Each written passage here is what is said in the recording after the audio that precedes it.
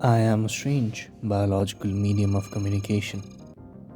I'll continue from where we left our conversation.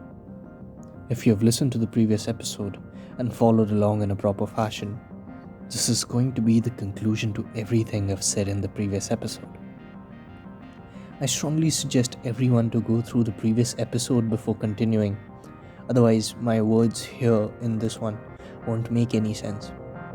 Rest all shall listen to me with the same procedure as mentioned earlier. I'll begin now. I am a strange medium of communication. I say so in light of the fact that us as humans are biological wonders. In this world of diverse variable frequencies, we generate our own. If we think about it deeply, it makes a lot of sense. I'm not bound by the forces of time. I'm breaking the barriers. I say so because I'm talking to your brain. I'm the tether, reaching through the walls of time. Your identity is built within you like code input. In simpler terms, if you run a code in a computer, it gives you a certain output.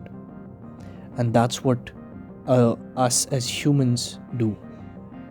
This is us, biological computers. Why do you know you have to respond when someone calls out your name? It is programmed.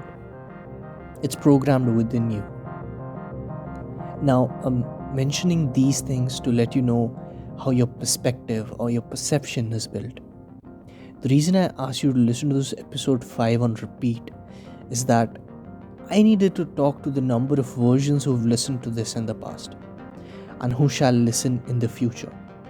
So I'm simultaneously talking to all the versions of you from different time zones who are listening to this episode after listening to the 5th episode for multiple times.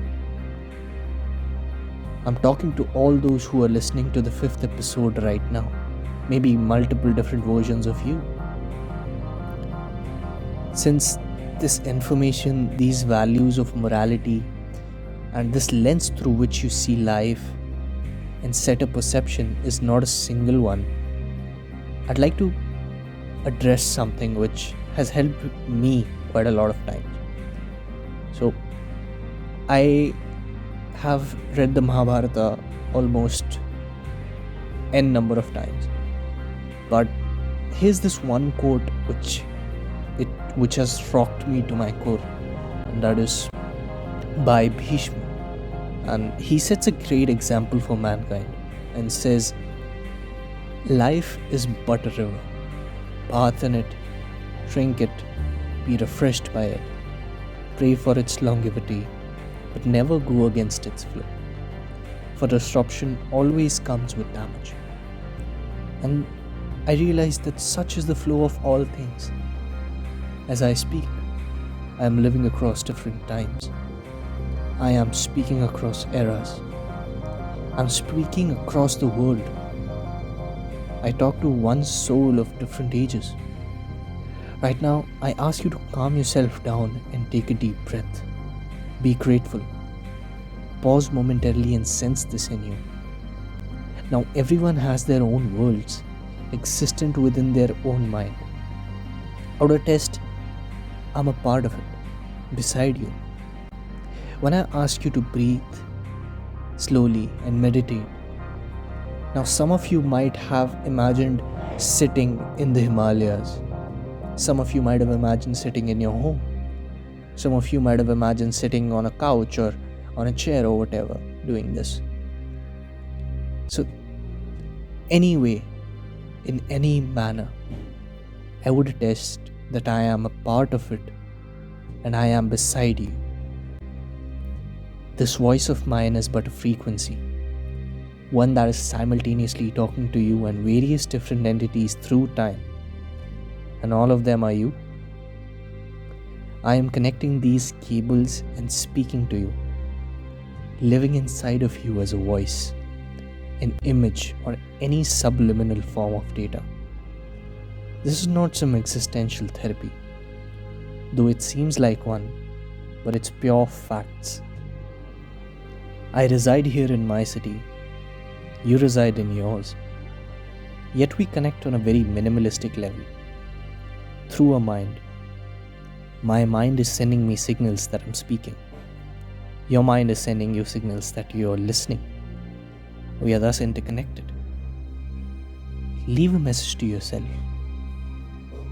Talk to your different versions. This is what shall build you. This is what shall be the only thing you do for yourself. This is the way probably that you make progress. This could be a time capsule which you open in future and see yourself a person of the past. Motivation is temporary, dedication is permanent, and comfort is subject to dedication.